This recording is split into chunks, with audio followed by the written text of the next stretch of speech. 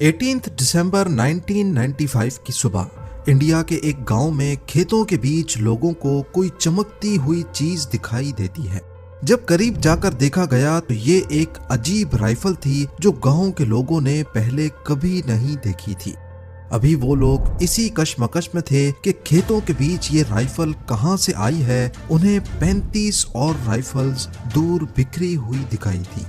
बात फैल गई, पूरा गांव जमा हो गया और पुलिस भी मौके पे आ पहुंची। मामला तब संगीन हो गया जब पास मौजूद एक तालाब में से टैंक तबाह करने वाले ग्रेनेड भी बरामद हुए। ये वाकया इंडियन स्टेट वेस्ट बंगाल में मौजूद पुरुलिया डिस्ट्रिक्ट में पेश आया था, जहां आसमान से गिरने वाले वेपन्स का मामला आज तक एक मिस्ट्री बना हुआ है। लेकिन जब पुलिस ने आसपास के इलाके को अच्छी तरह छान मारा तो कुछ ओलिव ग्रीन कलर के टूटे हुए बक्से भी मिले जो एक पैराशूट के साथ बंधे हुए थे। इलाके से टोटल 3 ऐसे बक्से और पैराशूट बरामद हुए, पर अभी तक पुलिस ये बात समझने से कासिर थी कि यहाँ ये पैराशूट किसने और क्यों गिराए थे। देखते ही देखते बात इस हद तक बढ़ गई कि आर्मी भी मैदान में आ गई। एक बात तो तय थी कि अगर बक्से पैराशूट के जरिए गिराए गए हैं तो ये काम जरूर किसी जहाज की मदद से अंजाम दिया गया होगा। मालूम पड़ा कि रात को एक जहाज पुरुलिया डिस्ट्रिक्ट के ऊपर काफी लो फ्लाइंग करते हुए गुजरा था। शायद ये काम उसी का हो सकता है, पर आखिर ये जहाज किसका था और उसने वेपन से भरे हुए बक्सों को पुरुलिया में ही क्यों गिराया। इन बक्सों में करीब 300 AK-47 राइफल्स, 9 mm के 25 pistols, 2 snipers, 2 night vision binoculars, 100 से ज्यादा ग्रेनेड और 16,000 गोलियां मौजूद थीं। इन सब का टोटल वजन 4 टन से भी ज्यादा बताया गया। बात अब मीडिया तक पहुंच चुकी थी और हर कोई सिर्फ एक ही सवाल पूछ रहा था कि 4 टन वजनी हथियार पुरुलिया पर आखिर क्यों और किसने गिराए।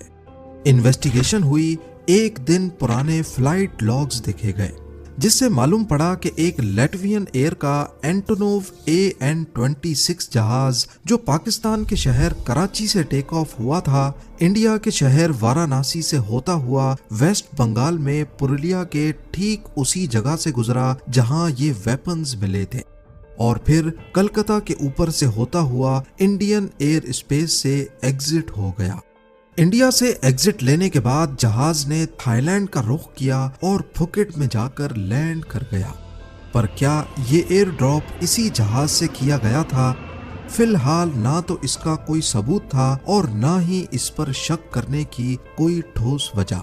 पर इंडियन एयर स्पेस से निकलने के बाद ये जहाज एक गलती कर बैठा और इसी गलती की वजह से इंडियन अथॉरिटीज को अब इस पर शक होने लगा। गलती ये थी कि जब ये सिविल एविएशन से इंडियन एयर स्पेस में एंटर होने की परमिशन मांग रहा था तो SOP के तहत पायलट ने अपनी डेस्टिनेशन कैम्बोडिया बताई थी, पर असल में ये थाईलैंड में लैंड हुआ था।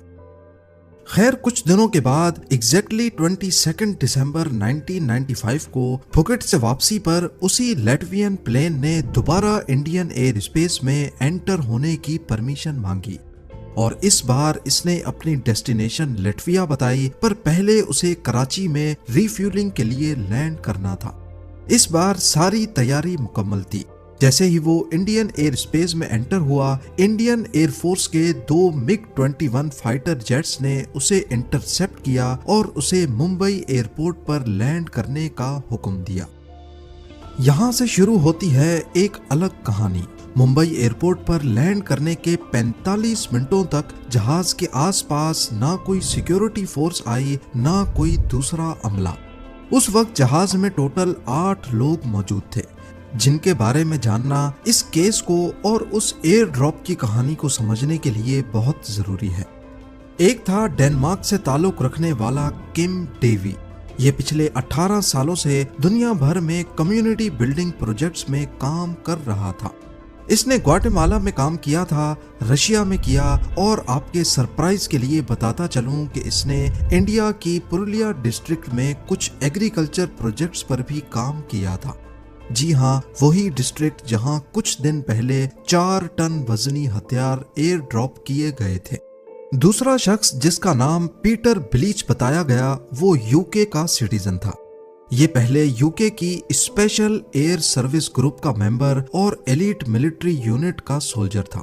बाद में ये वेपन्स का डीलर बन गया, पर इस वाक़ये के कई सालों के बाद मालूम पड़ा कि ये असल में यूके की MI6 एजेंसी का अंडर कवर एजेंट था। तीसरा शख्स एक इंडियन सिंगापुरियन नेशनल दीपक मणिकांत था और ये आनंदा मरगा नामी एक ऑर्गेनाइजेशन का फॉलोअर था। आपके ताजुब के लिए बताता चलूं कि जहां हथियारों का एयर ड्रॉप हुआ था उससे थोड़ा ही करीब आनंदा मार्गा ऑर्गेनाइजेशन का हेडक्वार्टर मौजूद था। जहाज में बाकी 5 लोग क्रू मेंबर्स थे जिनका ताल्लुक लैटविया से था। जब जहाज मुंबई एयरपोर्ट पर 45 मिनट खड़ा रहा, इसी दौरान दानिश सिटीजन किम डेवी ने कुछ डॉक्यूमेंट्स उठाए और एयरपोर्ट से निकल गया और उसके बाद अगले कई सालों तक डेवी का कोई अता पता ना चल सका। डेवी के जाने के फौरन बाद सिक्योरिटी फोर्सेस ने जहाज को घेर लिया और अंदर मौजूद 7 लोगों को अरेस्ट कर लिया। जहाज की तलाशी ली गई तो अंदर से पुरुलिया में मौजूद आनंदा मार्गा के हेडक्वार्टर्स की तस्वीर भी मिली और वेपन से रिलेटेड कुछ जले हुए डॉक्यूमेंट्स भी। केस क्लियर था कि हथियारों से लैस 3 बक्से इन्होंने ही गिराए थे, पर सबसे अहम सवाल था कि आखिर क्यों और इस मिशन की प्लानिंग किसने की।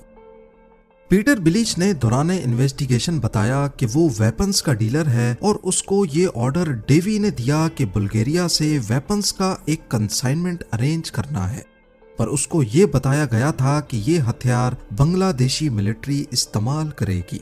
पीटर बिलीच का कहना था कि उसको शक हुआ था कि शायद ये हथियार इल्लीगल काम में इस्तेमाल हो सकते हैं और उसने इसके बारे में यूके इंटेलिजेंस एजेंसी को इन्फॉर्म भी किया, पर हायर ऑफिशियल्स ने उसे कहा कि अपना काम जारी रखो। यहाँ पर यह सवाल पैदा होता है कि अगर ये हथियार बांग्लादेशी मिलिट्री को वाकई इस्तेमाल करने थे तो इन्हें एयर ड्रॉप करने की क्या जरूरत थी, और वो भी इंडियन डिस्ट्रिक्ट पुरुलिया के ऊपर। इसकी असल वजह तो अभी तक एक मिस्ट्री है, पर बीबीसी की इन्वेस्टिगेशन में ये बात सामने आई कि ये हथियार आनंदा मार्गा ऑर्गेनाइजेशन के लिए गिराए गए थे।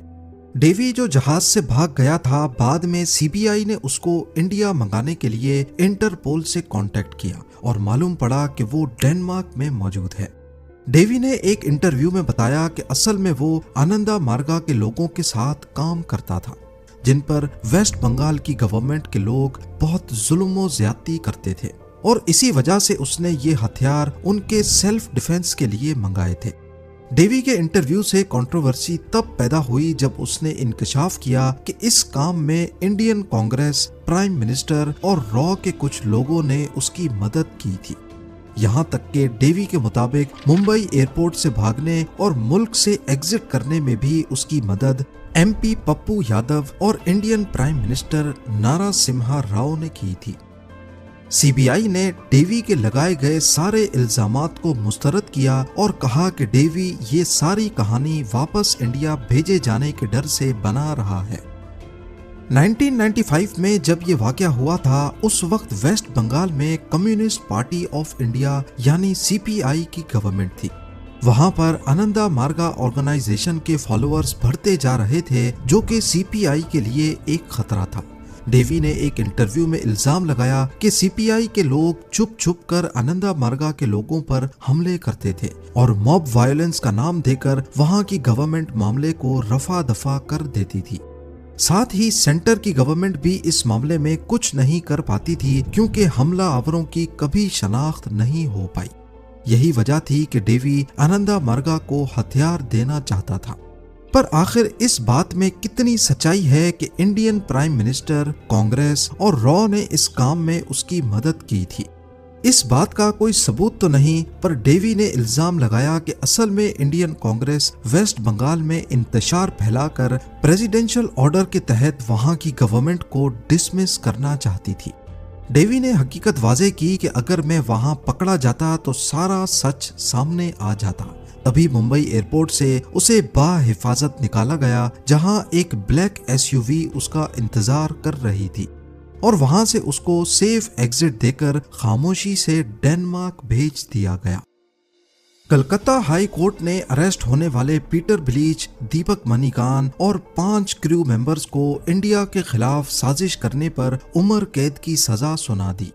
पर इसके बाद कुछ ऐसा हुआ कि ये सारे एक एक करके छूटते चले गए। जेल में ही 5 लैटवियन क्रू मेंबर्स को रशियन सिटीजनशिप दी गई और ईयर 2000 में व्लादिमीर पुतिन की रिक्वेस्ट पर उन्हें माफ करके रिहा कर दिया गया। इसके बाद 2004 में पीटर ब्लीच को भी माफ करके रिहा कर दिया गया, जिस पर काफी बातें बनी कि यूके की गवर्नमेंट के प्रेशर पर उन्हें रिहा किया गया है। बाद में MI5 की एक फॉर्मर एजेंट एनी मैशॉन ने इंकशाफ किया कि असल में पीटर ब्लीच MI6 का एजेंट था और उनके लिए ऐसे सीक्रेट मिशंस करता रहा है। उधर डेनमार्क के कोर्ट ने डेवी की एक्स्ट्राडिशन यानी उसको इंडियन अथॉरिटीज के हवाले करने से मना कर दिया, क्योंकि उनका खतरा था कि वहां पर डेवी पर टॉर्चर किया जाएगा। ब्रिटिश पुलिस की मदद से पीटर ब्लीच की प्रॉपर्टी पर छापों के दौरान उन्हें उस आर्म्स कंसाइनमेंट के कुछ पेपर्स मिले जिस पर उस वक्त के बांग्लादेशी मिलिट्री के एक जनरल मोहम्मद शुबिद अल भुयान के सिग्नेचर्स थे, और जो बॉक्सेस मिले थे उस पर भी बांग्लादेश की एक मिलिट्री कैंटोनमेंट का नाम लिखा था। पर बांग्लादेश की गवर्नमेंट ने ये कहकर इस मामले से दूरी बनाई कि ये सारे डॉक्यूमेंट्स झूठे हैं। पुरुलिया डिस्ट्रिक्ट में 4 टन हथियार गिराने का मामला आज तक अधूरा है। अभी तक ये मालूम नहीं पड़ सका कि इस मिशन का असल जिम्मेदार कौन है, किसने सारी प्लानिंग की थी, पीटर डेवी या वो सिर्फ एक मोहरा था।